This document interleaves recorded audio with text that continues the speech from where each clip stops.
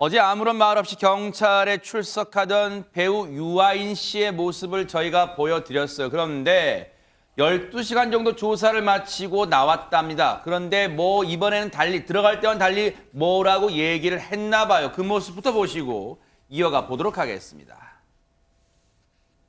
오늘 경찰 조사에서 어떤 질문 받으셨나요? 언론을 통해 알려진 사건의 경위와 관련한 질문들 많이 받았고요. 제가 묻힐 수 있는 선에서 충분히 사실대로 제 입장을 전했습니다. 개인적으로 어떤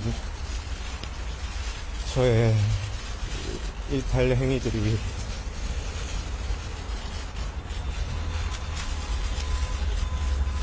누구에게도 피해를 끼치지 않는다, 그런 식의 자기 합리화 속에서 그런 잘못된 늪에 빠져 있었던 것 같습니다.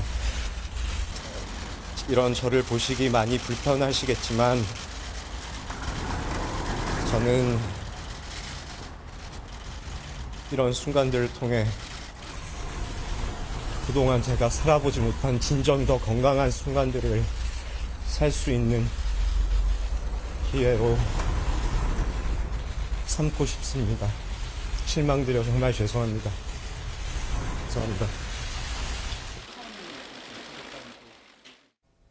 글쎄요.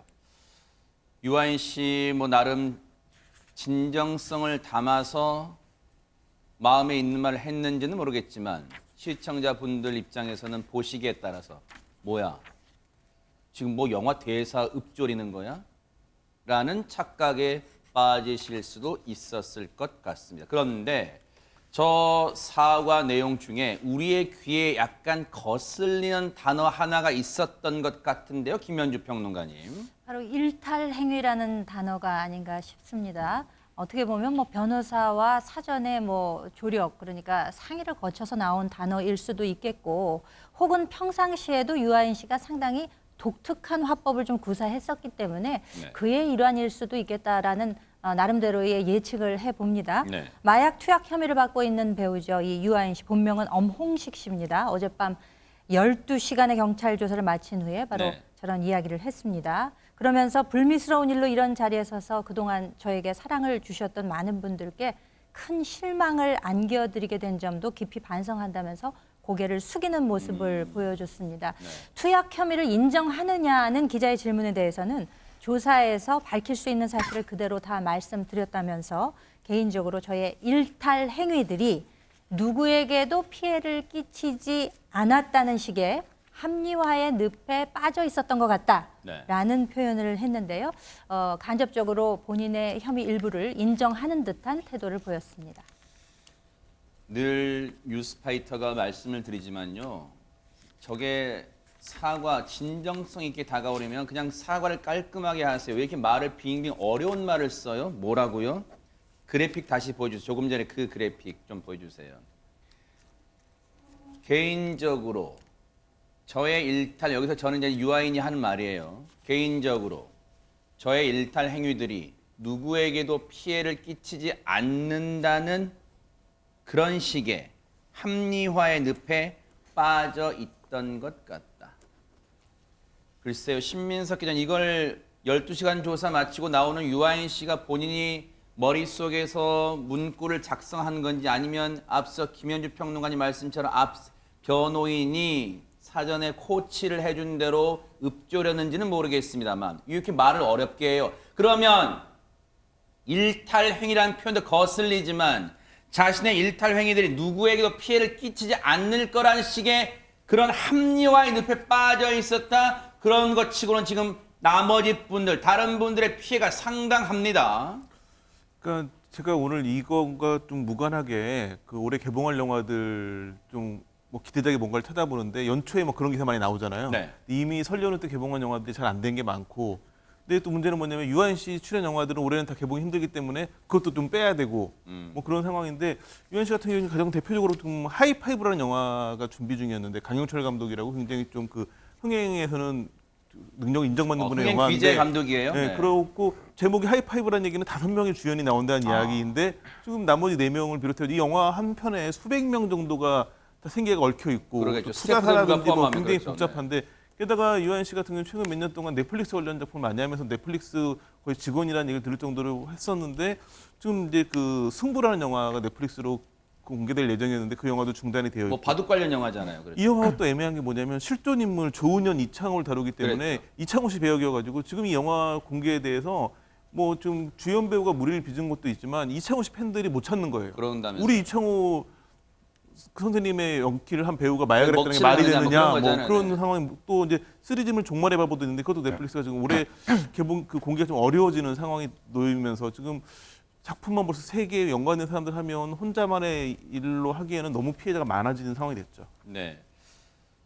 굳이 언론들이 이제 따져 보니까 주희양 변호사님 마약류 투약 의혹이 불거진 이후에 딱 50일 만에 뭐 공개적으로 사과했다는 거예요. 근데 저 사과 이후에 뭐 또 한 번 입장을 밝혔다 이런 얘기도 들려와요. 예, 맞습니다. 지금 이 사과를 공개적으로 한 이후로 본인의 SNS에 오늘 오전 28일 오전에 장문의 글을 게재했는데요. 네. 그 내용을 보면 유아인입니다. 어제 경찰 수사 직후 충분한 사죄를 드리지 못했다라고 하면서 저로 인해 영화, 드라마, 광고 등 소중한 작업을 함께한 분들께 어제 전하지 못했던 사죄의 마음을 전한다면서 저마다의 소중한 꿈과 목표를 이루고자 했던 수많은 동료 여러분들과 관계자분들께 피해를 드려 죄송하다. 제가 가져야 할 책임을 다하기 위해 노력하겠다라고 적었습니다.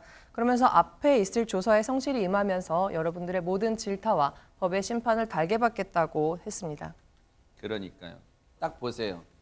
신민섭 기자님이 딱 짚으신 대로 아차 싶은 거예요.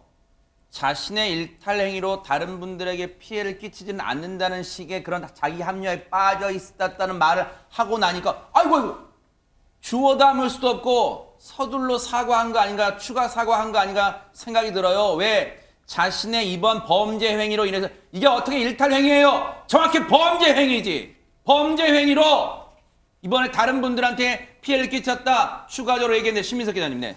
근데 이게 이제 그 사과를 못한 게 생각나가지고 추가적으로 빨리 다시 사과를 한 걸로 볼 수도 있지만 좀 더 너무 좀 비판적인 시선일 수도 있겠지만 이게 지금 엄청난 위약금 소송이 올 수 있는 상황이거든요. 네. 위약금 소송에 대비하기 위한 저런 사과를 한 게 아니냐라고 볼 수도 있는 그 상황입니다. 위약금은 이미 만들어진 영화 또는 드라마 또는 광고 뭐 그런 광고가 거겠죠. 가장 큰데 광고만 지금 뭐 100억에 이를 수도 있다는 얘기가 나오고 있기 때문에 네. 이런 부분을 감안해가지고 얘기한 게 아닌가 싶기도 합니다. 이 또한 박성배 변호사님 뭔가 변호인과의 사전에 잘 짜인 전략이로 볼지는 모르겠습니다만 어쨌든 12시간 조사에서 경찰은 집중적으로 뭘 캐물었을까요? 경찰이 어제 유아인 씨를 피의자 신분으로 소환하면서 유아인 씨 오전 9시 20분경 경찰에 출석했습니다. 그리고 오후 7시 30분경까지 약 10시간가량 프로포폴 등 투약 경위와 목적을 조사하게 되었는데 그 이후에는 1시간 정도 피의자 신분 조서를 열람한 것으로 전해지고 있습니다. 상당히 꼼꼼하게 피의자 신분 조서를 열람해 확인한 것으로 보입니다. 그럼에도 불구하고 경찰은 추가 조사가 필요하다는 판단에 유아인 씨를 추가 소환해 조사할 방침입니다. 이후에 구속영장 청구 여부를 판단할 예정인데 검출된 마약의 종류가 많고 그 양이 적지 않아 각 범죄 행위를 특정하는데 조사가 더 필요하다는 취지. 즉 어제 조사는 온전한 조사가 아니라 조사가 중간에 중단되었다고 보는 것이 더 정확한 표현일 것 같습니다.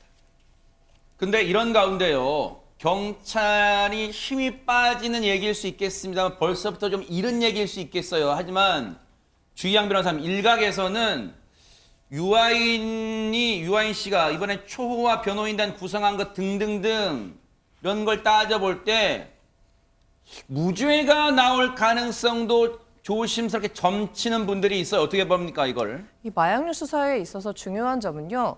마약 투약의 구체적인 시기와 장소 그리고 이 방법 등을 특정을 해야 되거든요. 만약에 검사가 공소장을 기재할 때 이런 마약 투약이 어디서 이루어졌는지 언제 이루어졌는지 이런 것들이 특정되지 않으면 이제 대법원은 피해고인이 제대로 방어할 수 없었다라고 보면서 공소를 기각하는 판결을 내린 적이 있습니다. 네. 그렇기 때문에 이 유아인 씨가 어떤 마약을 어디서 투약했는지에 대해서 특정하지 못하면 방금 말씀하신 대로 처벌받지 못하는 사정이 될 수도 있습니다. 네. 경찰은 우선 프로포폴 상습 투약과 케타민 투약에 대해서는 좀 입증이 가능하다고 보고 있어요. 이 부분은 병원과 연계된 부분이기 때문에 네. 추가적인 증거를 좀 입수한 것으로 보이고요.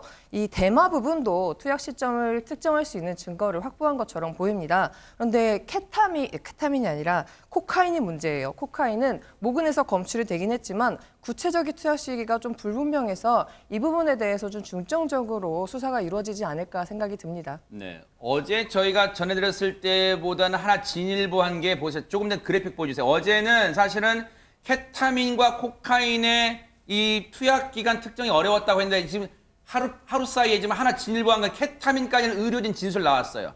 지금 코카인에 대해서만 투약 기간 특정이 어렵다는 거예요. 이제는 경찰의 시간이에요. 경찰이 법원 가기 전에 경찰과 유아인 측 변호인 등과의 싸움이에요. 경찰이 반드시 이 혐의를 뒷받침할 만한 수사해 주기를 눈 부릅뜨고 지켜보도록 하겠습니다. 보고 계십니까? 대박 사건. 네, 안녕하십니까? 김명준입니다. 여러분과 함께하는 뉴스파이터. 다양한 소식과 뉴스를 보고 싶으시면 화면 오른쪽을 꾹 눌러 구독해 주시길 바랍니다. TV로도 유튜브로도 여러분께 한 발 더 다가가겠습니다. MBN 뉴스와 뉴스파이터를 사랑해 주셔서 고맙습니다.